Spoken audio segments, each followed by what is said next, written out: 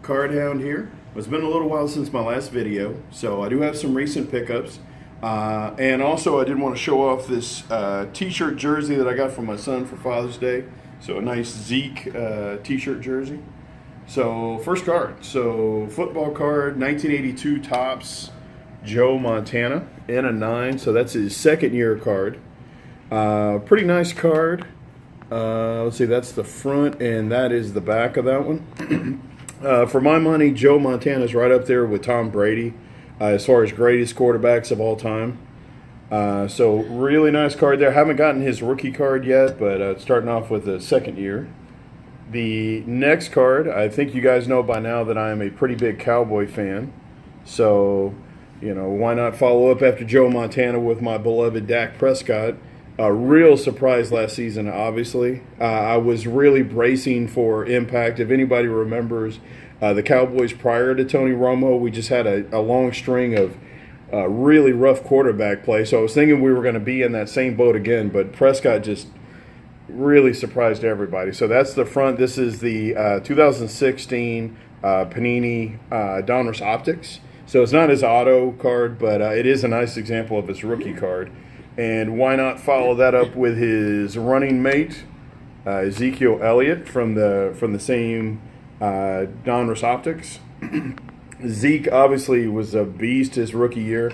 Led the league in rushing, even though he didn't even play in the final game of the season. And the first couple games of the season, honestly, he was off to a little bit of a slow start. But he was definitely the straw that stirred the drink as far as the Cowboys' offense. So that is some football cards to start off with. Next one's also a football card. And that would be a 2014 Topps Chrome Odell Beckham. So got that in a 9.5. All the subgrades are 9.5, which is a little weird to me because now that I've gotten this card, the centering doesn't look to be all that great on the front. It looks like it's a little off left to right. But that is the front of the card, and that is the back. Odell obviously has had a great start to his career. I think he's averaging close to 1,500 yards a season. Just a terrific wide receiver. I mean, he does play for the Giants, so you know he's not my most favorite player in the world, but you know I do recognize the talent there. So that's an Odell card. Next one. So everyone also should be definitely familiar right now with the love that I have for Mr. Tony Gwynn from the previous video. So this is his second year card. So this is an 84 Donruss and a 10. Love 84 Donruss. The cards are just beautiful. They're really clean looking, nice up close shots of the players. So this is the front and that is the back of that one. The next card I would be wanting for him is probably the 84 Topps Tiffany. And so that is that one. Oh, I do have a couple more baseball cards. So the next one would be an 85 Topps Roger Clemens. And so as far as Clemens, I've been trying to get some of his stuff. It looks like him and Bonds in the next year or two are going to be inducted into the Hall of Fame, and just a terrific pitcher. You know, I've said before, basically him, Maddox, and Randy Johnson were basically the big three for me during the 80s and early 90s. So that is a nice example of his Topps base card. And the next one would be his 85 Donruss, which I think I've shown one in the past. So this is another one, also in a 9. The 10s on these are getting pretty pricey. Like I think the Topps, I've seen the Topps in a 10 go for I think like $500-600, and the Donruss I've seen that go for maybe upwards of around two to even up to $250. So that is those cards. So the thing that I've really gotten into over the course of the last month has been Topps Tiffany. So just I saw a video from House of Cards, and he has some just badass Tiffany cards, for lack of a better term. I mean, he has got the 86 Topps traded Barry Bonds in a 10. He's got the Clemens. He's got Mark McGwire. I mean, he's just got everything. And so it kind of inspired me to start collecting some Tiffany. So the first one I've got is an 89 Topps Tiffany Deion Sanders in a 10. obviously a Hall of Fame football player, so it is kind of cool to have his rookie Topps Tiffany and a baseball card. I also didn't realize how long he played baseball. He played baseball like 7 or 8 years, which I didn't realize he was in the league for that long. But that's the front and that's the back of that one. Next one is also a Tiffany card. This is actually the latest one that I got. And this would be a 91 Topps Tiffany, I believe that was a traded, Mo Vaughn. So Mo Vaughn was a beast. There was probably a span of about 5 or 6 years where he was just tearing the cover off the ball. Hitting for power, hitting for average, just a monster. So that is the front and the back of his. Probably will never be a Hall of Famer. I mean, he didn't eclipse 400 home runs. I don't even know if he made it to 2,000 hits, but just a great player. So I did want to get one of his. The next 2 Tiffany cards are really, really special to me. So the next one is the 84 Topps Tiffany Darryl Strawberry. That one I got in a 9.5. As you guys have seen in the past for Beckett, I'm always harping on the subgrades. So this is a 9.5. All the subgrades on this are all 9.5. So just a really beautiful card. Darryl Strawberry is legendary in the especially the early mid 80s.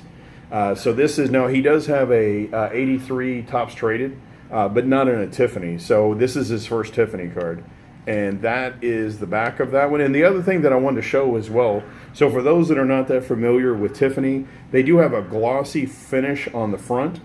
That the regular Topps issue didn't have. The other thing is, for example, if I take the 85 Topps Roger Clemens and I put it side by side with the Darryl Strawberry, you'll see the Strawberry actually has much more vibrant color than the Clemens does, because it's just kind of just a more plain stock than the Tiffany cards. So I just kind of wanted to show you that. Also, the Tiffany cards were more rare.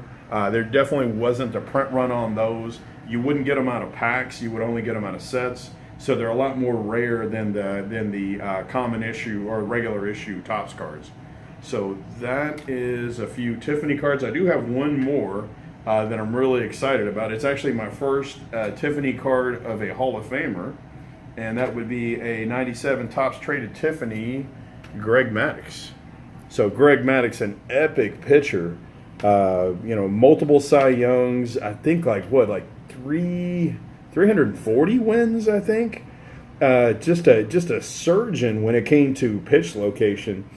Not an overpowering pitcher, but just location ridiculous.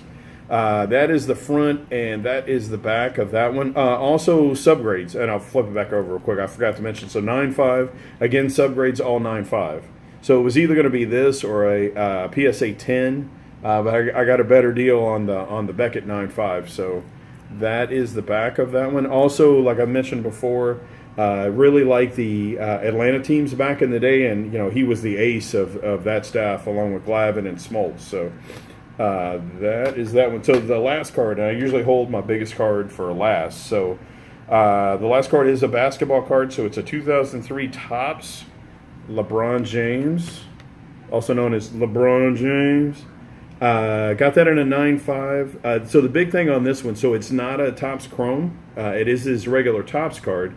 If you look at the subgrades, though, on that, so it actually has 2 subgrades of 10 and 2 subgrades of 9.5. So this card is actually a 0.5 away from being a BGS 10.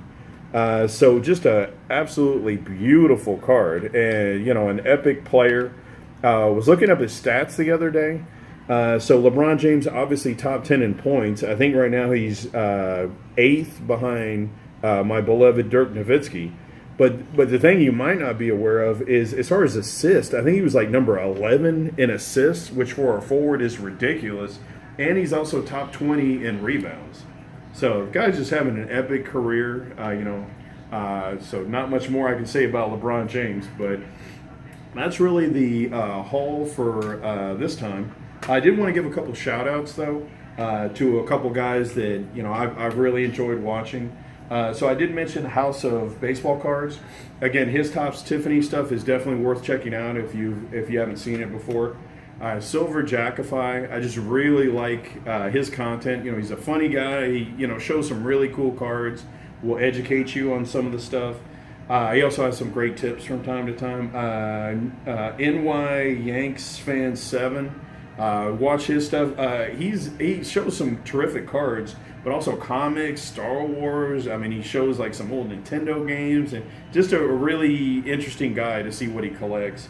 Foo3112. If you've never seen any of his videos, high-end collecting. He's really the guy that really got me into going for the best grades that I could afford, and really trying to go a little higher end than what I was collecting when I first got back into the hobby. Then also Aaron Davis, just a really nice guy, just, you know, has just such a diverse collection, and it really teaches you about the cards and the players. So that's just a couple guys I wanted to throw out that, if you know, you're not watching these guys, they're definitely worth a watch. I don't mean to leave anybody out. I definitely watch a lot of you other guys as well, but that's just some guys that I wanted to give some shout outs to, just because I've, you know, really enjoyed your content over the years. So anyways, guys, that's my haul for this video. I am going to be doing a giveaway next time. So I'm going to be collecting some cards and some different things for a giveaway, and I'll give you more details next time I make a video. So anyways, guys, thanks for watching, and I'll see you.